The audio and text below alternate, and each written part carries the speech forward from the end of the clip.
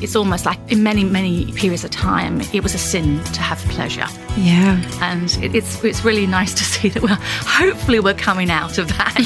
Right. And we're coming out to where it's actually okay to enjoy things and to talk about them and to experiment.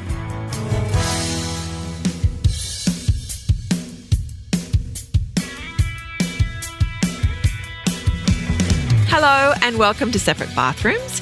We would like to acknowledge the Gadigal people of the Eora Nation, the traditional custodians of this land, and pay our respects to the elders, both past and present. I'm Ali Dado and I am flying solo today. But look, I did think that we should have some fun today. And by fun, I mean some kinky sexual fun. How about that? Who would have thought?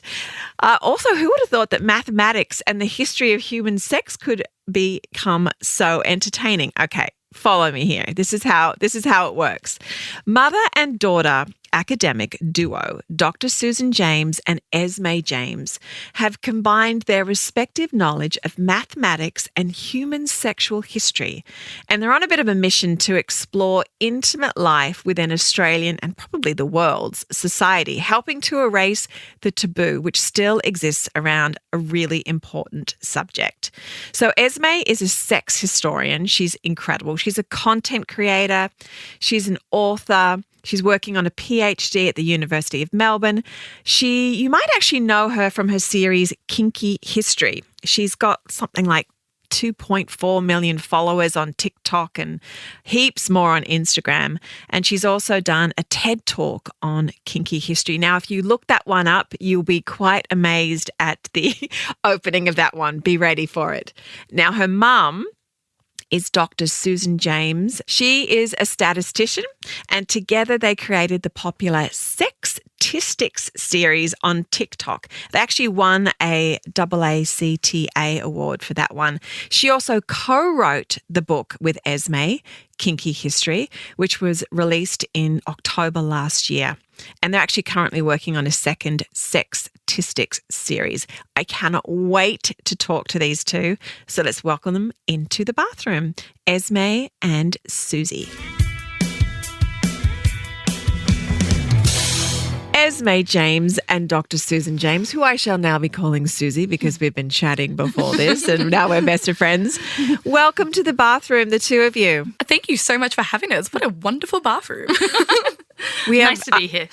I am on my own, as I had mentioned earlier on. I actually would have loved Cam to have been here for this, but he's given me strict instructions to give all the information about anything to do with kinky sex afterwards. So we're just going to dive right in because it's such a great, I'm just so excited to talk to a mother and daughter, and like how many mother and daughters have actually, in the kinky sex business together in a way. I can't say many, at least not from an academic point of view. Yeah, I think you're right. What inspired you to write a book together about this kinky sexual history? It's been a bit of a journey we've both gone on. When I started on social media and I was looking at the history of gender identity and sexuality from a historical point of view, there was a point during lockdown when my social media really blew up, and it created a community that Mum and I were just discussing some of the videos, and you basically turned around and said to me, well, where are we in the conversation of liberation today? Where do you see us being? And I didn't really kind of, I was coming at it from a historical point of view.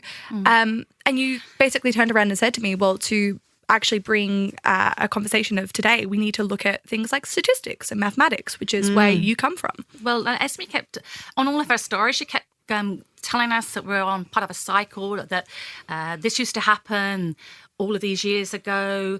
Everything we're doing is actually not new. It's all been done before. We think it's new, but it's not. And so I kind of just said to her, well, if we want to actually put it into context, then we actually have to look at what's happening now, so we can kind of work out, where are we on that cycle, and where are we going to be in another 5-10 years time from now. And we cracked open a bottle of wine. that night. As always. But I mean, like, I know some people think that data's like really, really nerdy and boring, but it's not. It's actually there to tell a story. It's there to tell what's happening now and where we can possibly be in the future. So we started working together, put our two heads together to put the past and present into conversation. Yeah, well, we basically talk about everything all the time anyhow, so it was just more fun working together. Yeah, absolutely.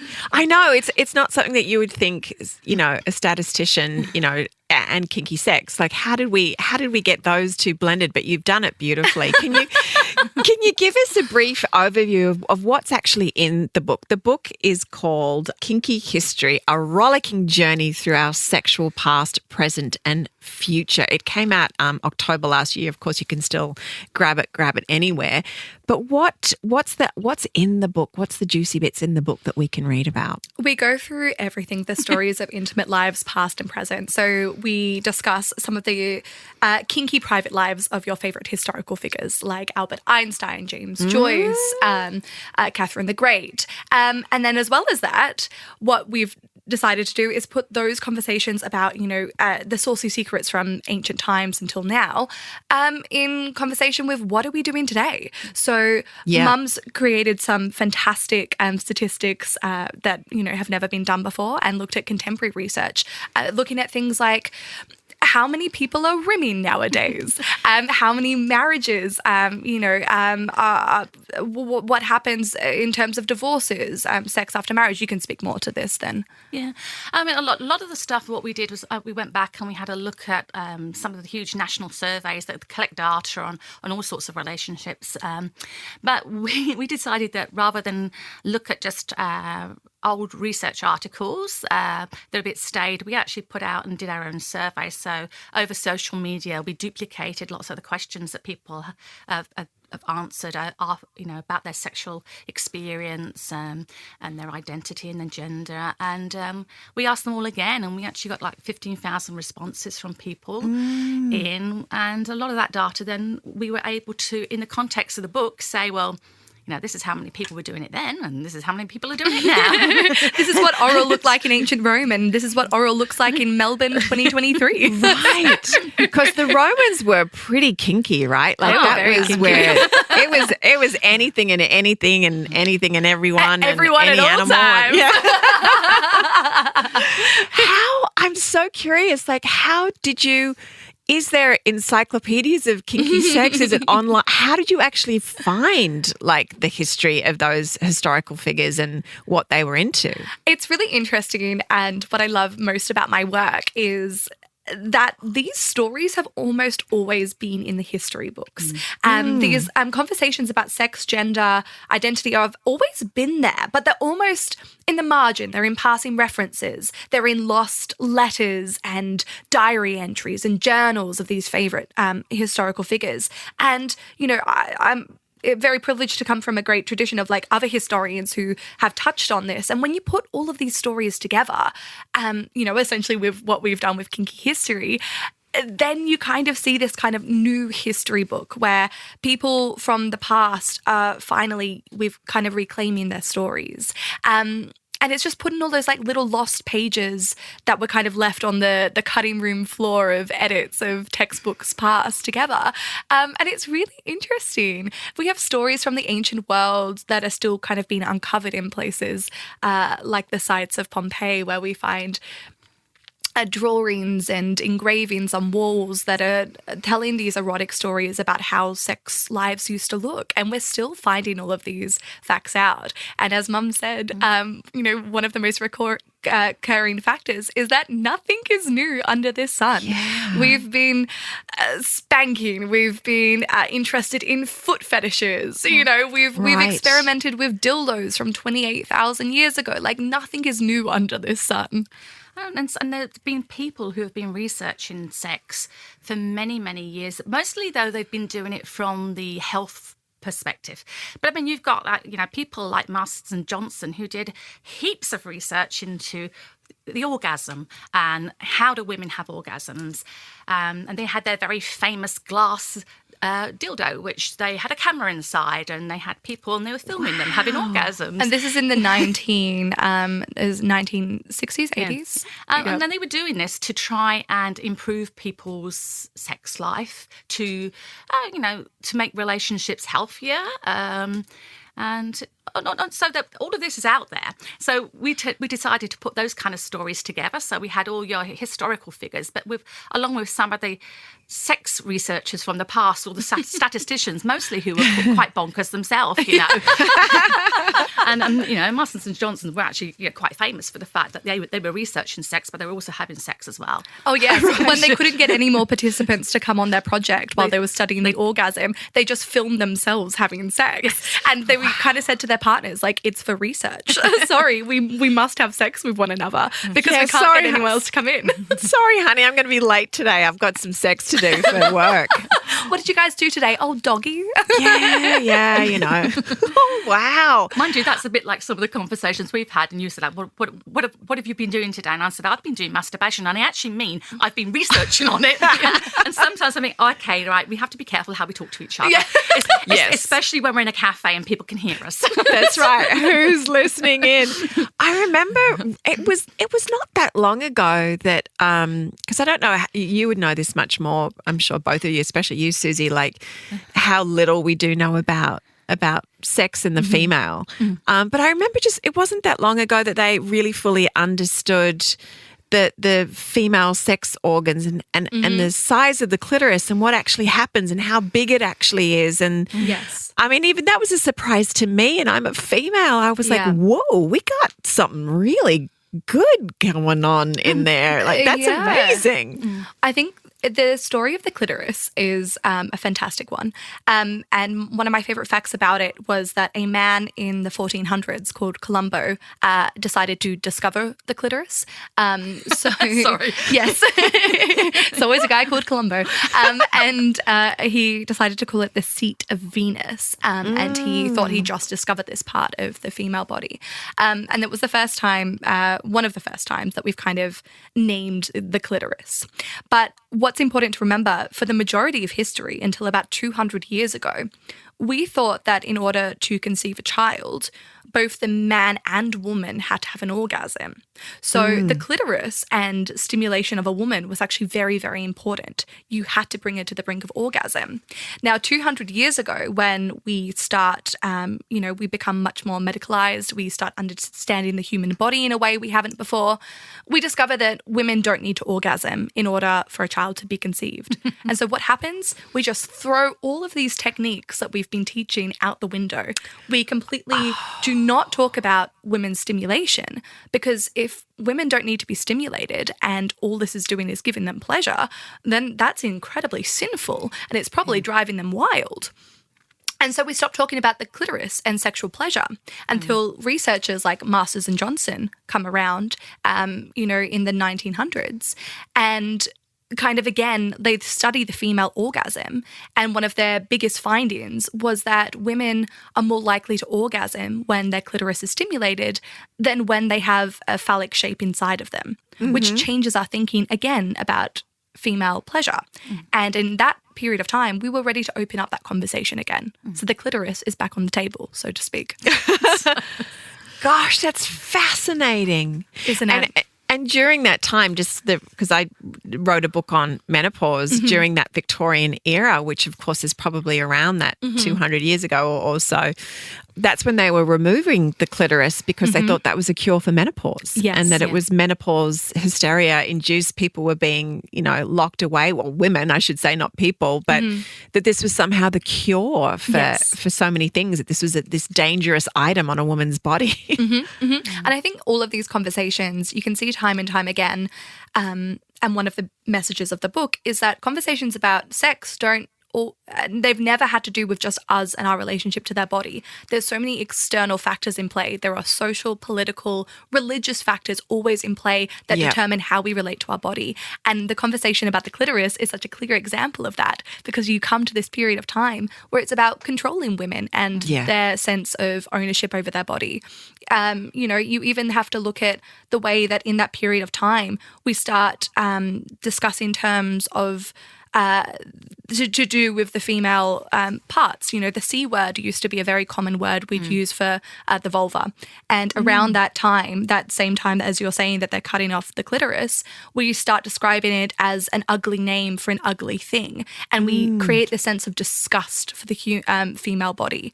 And again, it's about controlling women and their sense of ownership and agency.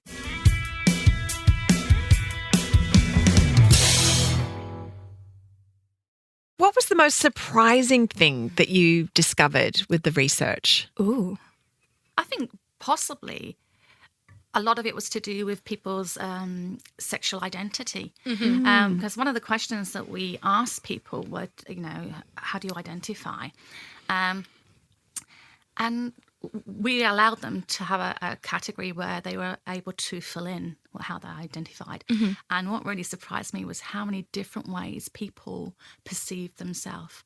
And a lot of, identities about a relationship status as opposed to sexual status. And it was actually, to me, that opened my eyes to how people these days feel that they don't want to be labelled into little boxes, and they want to have the right to be able to describe themselves in so many different ways. So that was one of the things that I found with the work that we did with our research.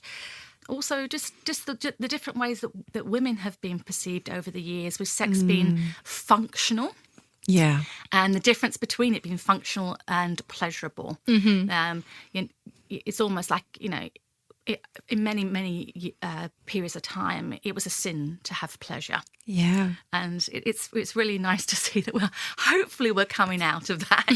Right. And we're coming out to where it's actually okay to enjoy things and to talk about them and to experiment. Yeah, yeah. What did your findings? I'm just asking because I know I'm at the age of being 54, and a lot of my friends are a similar age, and I think we've got a few listeners in that category too. What did you find statistic-wise in your research about women as they age, maybe post-menopause? I know that a lot of my friends are like, I could not give a rat's ass about sex anymore. Is that something common that you saw in your research back through history? Is this a new thing? Like, where are we at today? Is that changing? I think you'll find, though, that these days there are a lot more women who are now purchasing things like sex toys. Yeah, okay. And because it's people are beginning to realise it's actually okay to play.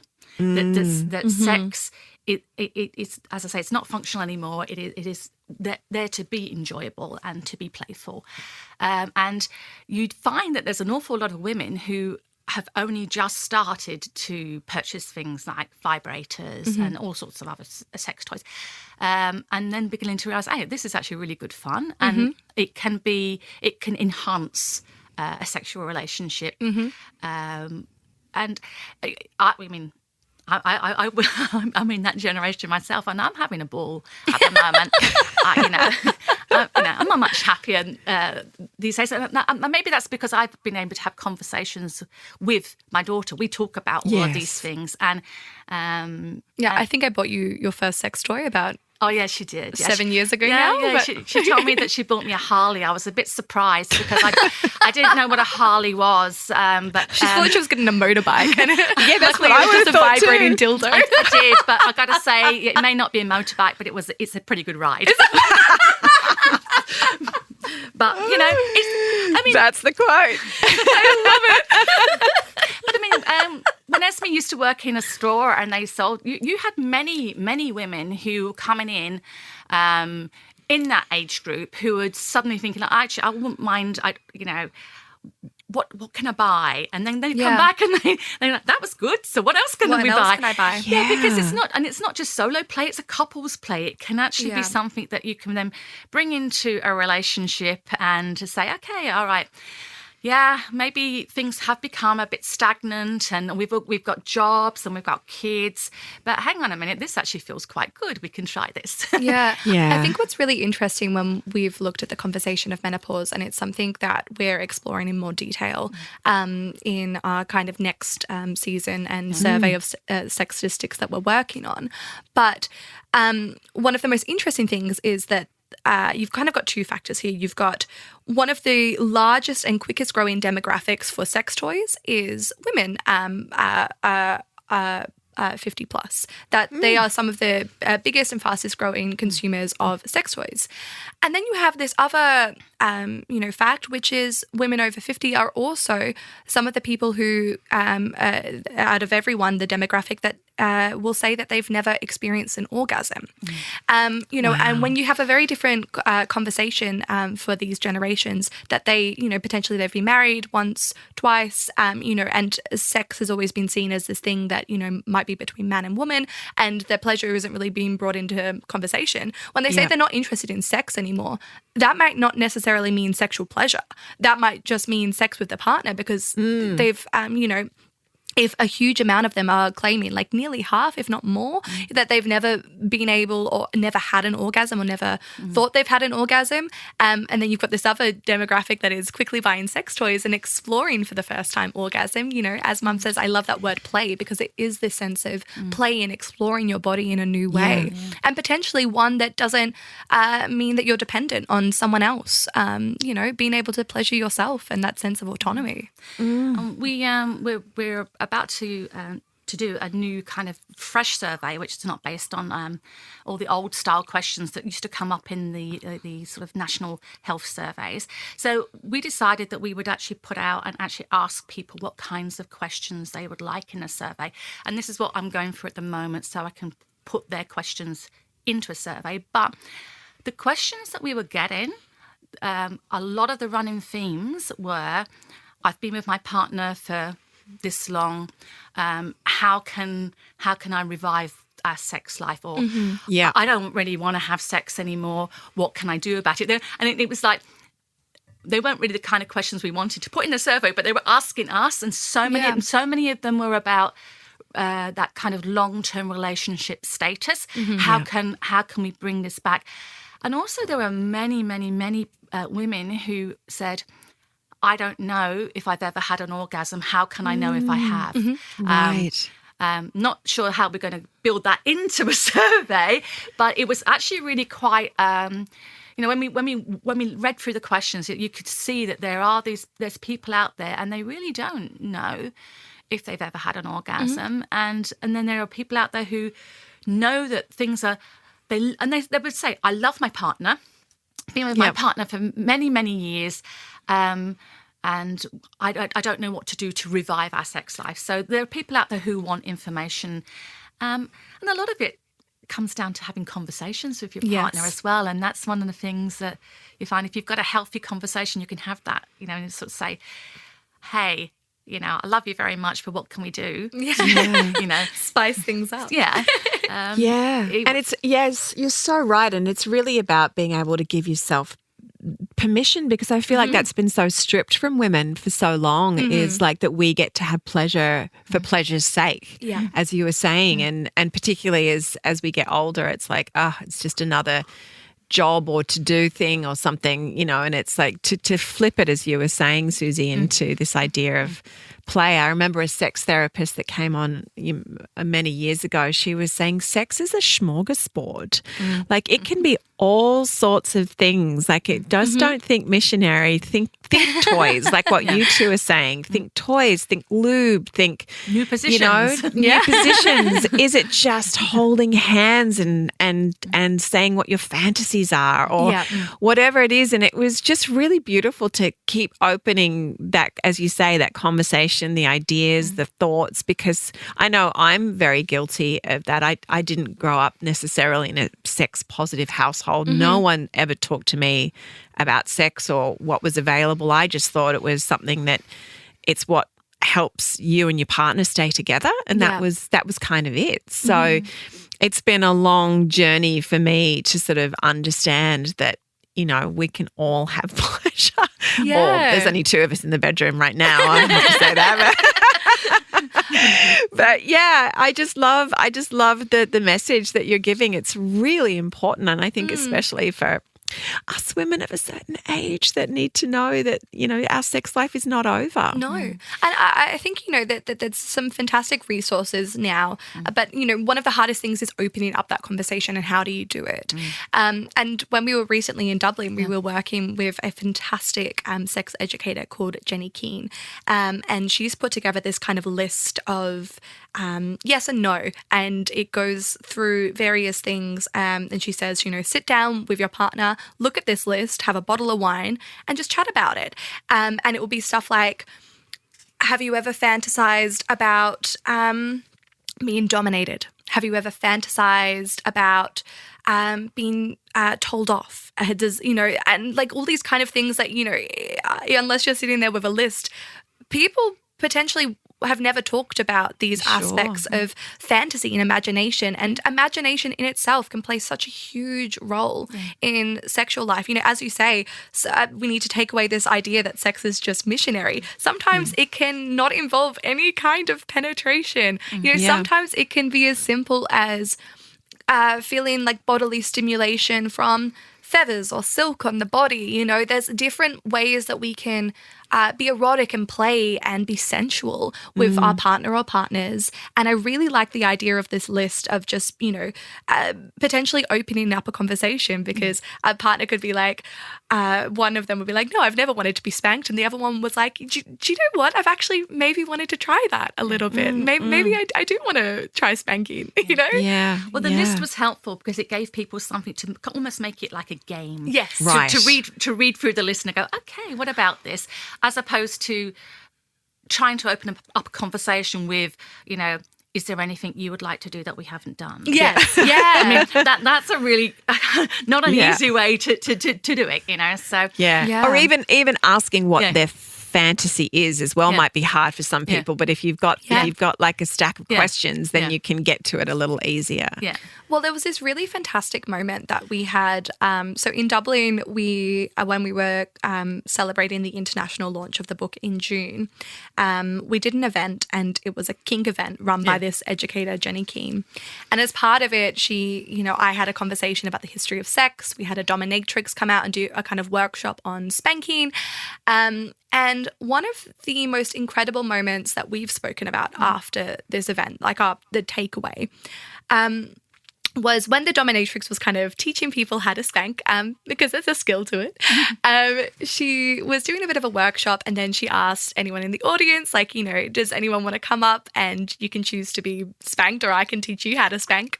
And this woman who was in her 70s put up her hand, and then she came up on stage and she's like, can you please teach me how to spank?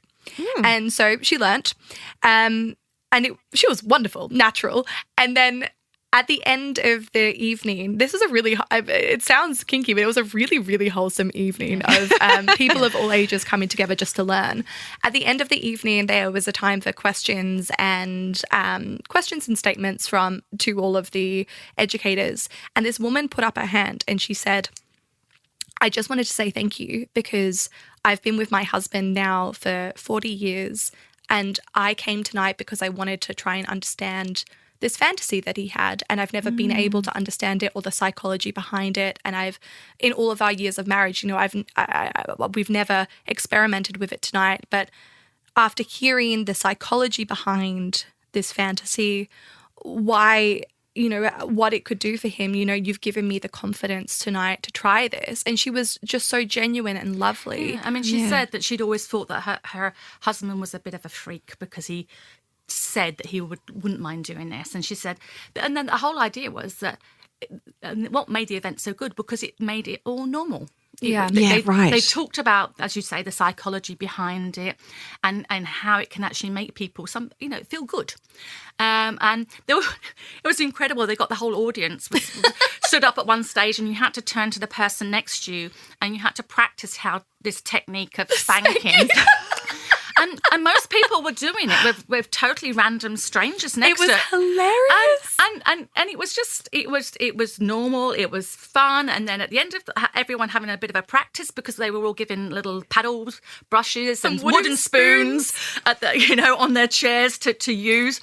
And they all sat down and we went on to the next session, and it was just like, okay. It was hysterical. I've never seen it was a room of 200 people laughing hysterically. Yeah, sure. And some people were there with their partners, some people were there with their friends, and everyone was just having a great time. Some people were on their own. Yeah. It was really nice. Imagine bumping into like the person that you spanked 2 weeks later and go, did I spank you in that kinky workshop like 2 weeks? You look really familiar to me. So you look really familiar.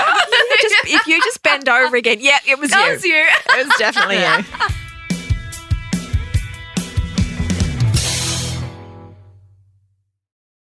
Have you found in your research that certain countries are further ahead in their openness about their sexuality and what they're into? Like for some reason I always think of Amsterdam. I don't know why.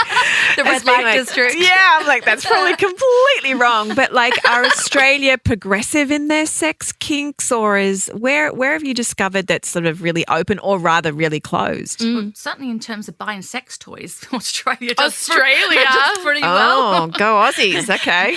Mind you, and I think that became even more so during the pandemic. Yeah, during lockdown, because we were locked down for so long.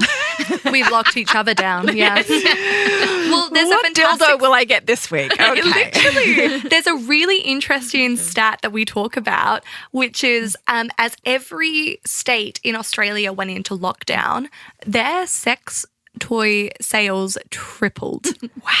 Yeah, and this happened in Brisbane, it happened in Melbourne, it happened in Sydney. Sex toy sales tripled within the course of a month in each one of these states. Okay. We literally were like, well, if we're going to stay here, we're going to do it down under. We need something to do. Yeah. Which I also think speaks to the fact that there's clearly enough openness of conversation in Australia that is the immediate thought of a lot of people. And it wasn't just sex toys, it was bondage items as well that saw a huge skyrocket. Yeah, a different form of lockdown. A different form of lockdown, yeah. What do you hope readers will take away from reading your book? Which I hope everyone gets your book, by the way, because I love the sound of it. Just that it's normal. Sex is normal. Relationships can be what you want them to be, and how you define your relationship. Because we talk about a lot of other things as well, about the ability with partners to be open, and what you want from a relationship and what they want, and that nothing's new. Nothing's new. Yeah. Whatever you can think of you might possibly want, it's probably already been done. Yeah.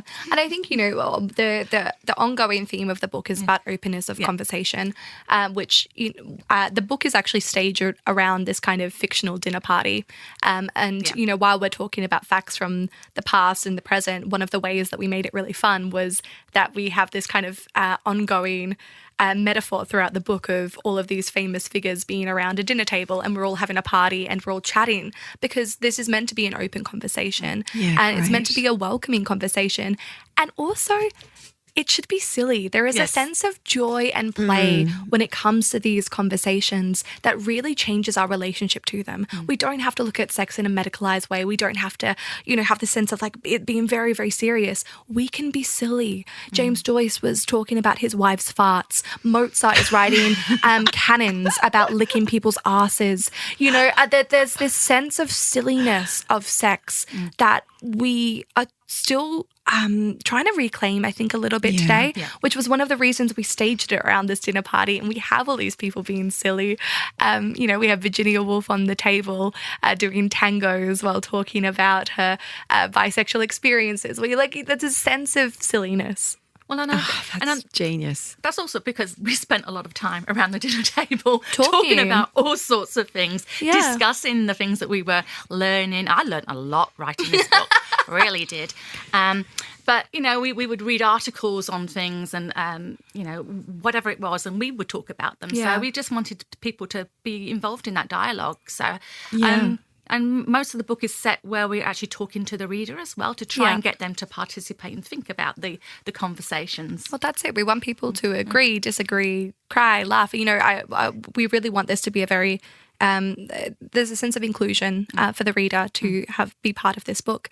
And one of since we started working together, one of the most common things that we have seen and been messaged is this sense of some people, you know, looking up to our relationship with one another, and we get messages saying, you know, I wish I had this with my own mum, or I wish I'll one day have this with my daughter.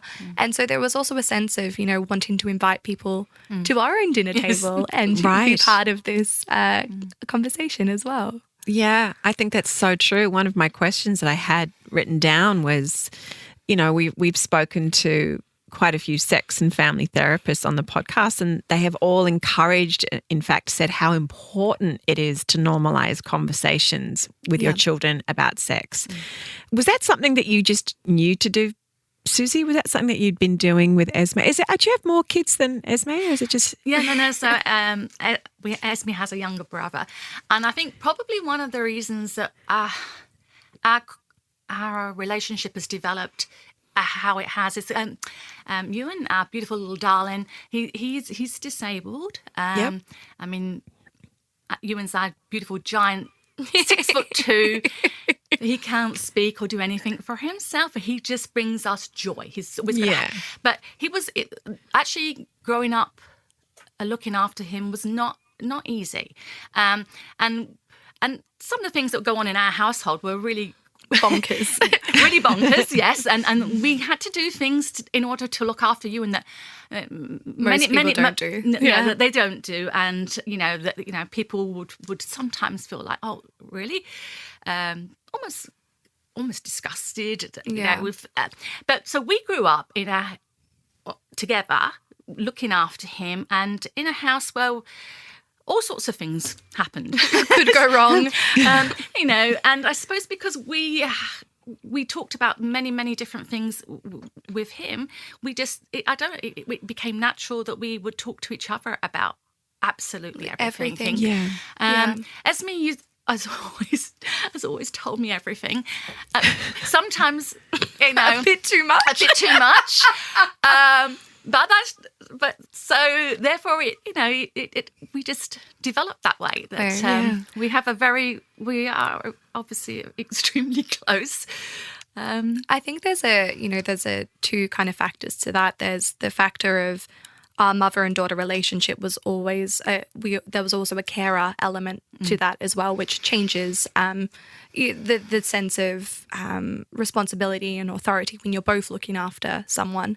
And then there's another factor of when you have the position of being a carer and you're looking after someone whose body is vulnerable, and there is a sense of kind of collapsing of the body and what it means to relate to the body, and all of that. I guess I say the clothing, but like the dressing up that we do of humans and what's private and what's not private. It all kind of, we didn't have that. We didn't have those marks.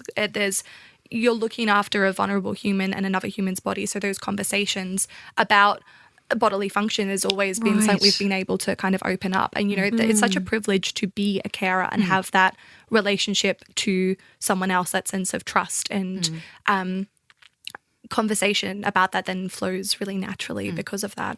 Yeah. Wow. What an incredible, that life experience for both of you, from learning from your son and how you've handled it and where this has led you. That's what a journey to be where you are today. We're very incredible. lucky. Yeah. He is just an absolute light in our lives. Yeah, I think it's made us appreciate so much more. It really has, and we always were happy.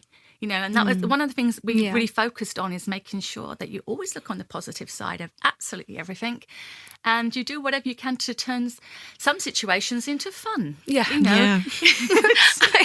I was actually having a conversation last night about because my brother, he needs help with going to the bathroom, eating, all basic needs, and we'll always have someone watching him at all times. And I was telling a story last night. Someone said, did you used to have a pool when you were little? And I was like, actually, we had a pool in our family house. And I just remembered the memory of one day trying to bring my brother into the pool, and I was like by myself. I was like, you know what, I can be big and brave. I'm a big sister. We'll go swimming together. And Ewan's hand instantly got caught like in the filter of the pool. And I was like, oh my God, what am I going to do? What am I going to do? His hand's going to be chopped off. And then Mum comes home from work and she's like, what the hell are you doing? Why is Ewan's arm in there? I was like, Mum, jump in the pool. You've got to grab Ewan's arm. So you jumped in the pool with all your clothes on to grab Ewan's arm, and you're like, run to the neighbor's house and get a chainsaw. And so I ran to the neighbor's house in my babies, and these neighbors who we'd never spoken to, I was like, can I have a chainsaw? my brother's in the pool. And then I got in, and then you were like chopping Ewan out of the pool with this chainsaw while we were both in our like clothes at this stage. And then, you know, my brother's fine and he's laughing, and we just looked at each other, soaking wet in the pool. You're still in your clothes from work. I've been running around with a chainsaw. And we're just like, this is hysterical. You know, this is hysterical. And it was moments like that take these kind of bizarre situations. Yeah. And it just becomes something that was funny, and it bonds us. Sure, absolutely. That's really special. Yeah, you've got childhood stories, and then you've got that's a childhood story. It's a unique experience. It sure is. It sure is. Hey, look, you talked about, you know, I love that the way you've written the book set around a dinner party in that way. It's so clever. If you could have dinner with any of the historical figures related to your book, who would it be and why? Ooh. I mean, it really depends on which ones were really quite fun in the book. I think you would choose some of the sex researchers, wouldn't you? Oh, yeah. I would definitely choose Masters because he's a real character. Yeah. Yeah. But also Einstein. Einstein was who I was thinking as well. People think he's such a serious person, but he had all sorts of views on relationships and sex. Einstein wrote that he believed monogamy to be the bitter fruit of all marriage, and he believed that humans were naturally polyamorous, and he you know he cheated on both of his wives many times. Because while he believed in free love, he only believed in it for him and not for the wife. Interesting. You know, I think he's a fantastic, I think he's a really interesting historical figure, because genius, you know, is now synonymous with Einstein. Yeah, sure. And at the same time, you have a man who has what seems like quite liberal rules and views on love and what it means to be in a relationship. But at the same time, those views of free love are very much shaped by the culture that he belonged to, which was a patriarchal culture. Yeah. That women would stay home and bring him, you know, he writes a letter of demand to his wife. And then it basically says, you know, when I come home from my affairs, dinner will be ready on the table for me. Oof. Wow. You know? Yeah. And so I think I would love to talk to him and kind of firstly put him in his fucking place. Yep, and agreed. that's what I'm saying. The dialogue will be like, how did you think that could possibly be right? Yeah. But, you know, we spoke about him at length because we found him such a fascinating. Sure. You know, that's a triple factor there. You've got his influence for his work. You've got his liberal views on love, but then you've got how he was shaped by external factors like cultural pressures. Yeah, that's right. Is there a woman that you researched that you admire for her sexuality, her flavour, her experience? I mean, I know they always talk about Frida Kahlo, but is there someone that just speaks to you that's like she was owning it all? Oh, Esmé. Mum's looking at me. She knows exactly what I'm going to say. Okay, I want to talk about Gertrude Stein. Okay, go for it. Esmé's hero. Gertrude Stein is this incredible figure at the turn of the 1900s. She is considered like the mother of modernism. She's an incredible writer. She is the reason that we have existing works of the likes of Picasso and Matisse, because when Paris was invaded, she took all of their artwork and saved it because she was their friend. She cultivated all of these men's careers. But in the course of all of this, Gertrude Stein lived with her wife, Alice. You know, you couldn't be married at the time, but she was very proudly living a lesbian relationship on the banks of Paris with her wife, Alice. And she also wasn't quiet about queer sex and lesbian enjoyments. She would write poetry all about cunnilingus and would hide all of these descriptions of the female body and female pleasure in high art that men who didn't understand it would like sit around the dinner table reading it all out and not realizing they were actually reading out poems of gay sex. And she's just this incredible figure who really kind of demonstrates that if you're confident enough and you can kind of get away with everything. Like this woman is just living openly at a time where you are not allowed to live with another woman, saying very proudly that is her wife, writing poems and books about her affairs with other women, about cunnilingus. And, you know, she's also a Jewish woman who lives on the banks of Paris that is going to be invaded by the Nazis and stays there and protects people on all sides of this war just because she feels like it's the right thing to do. She's an incredible figure. And she is definitely your sex positive icon that everyone should go and look up. Okay, I'm Googling immediately after this podcast. The name's familiar, but I didn't know that about her. Oh, Esmé and Susie, thank you so much for your time. I feel like we could talk for a lot longer, but for right now, everyone can go get their book, Kinky History, A Rollicking Journey. God, I love that word. Rollicking journey through our sexual past, present, and future. Thanks so much for your time in the bathroom. Thank you for having us. Girly bathrooms are always the best. So good, right? So good. Well, that's just blown my mind, I have to say, that chat with Esmé and Susie. Wow. As I said, I know we could have gone on and on. We'd love to get them back in, actually, because I think they have a lot more to share about kinky history, and hopefully that's got you thinking about your own sexual history, and why don't you just go and have a bit more play? I think that's the message. Thanks so much for listening. Bye.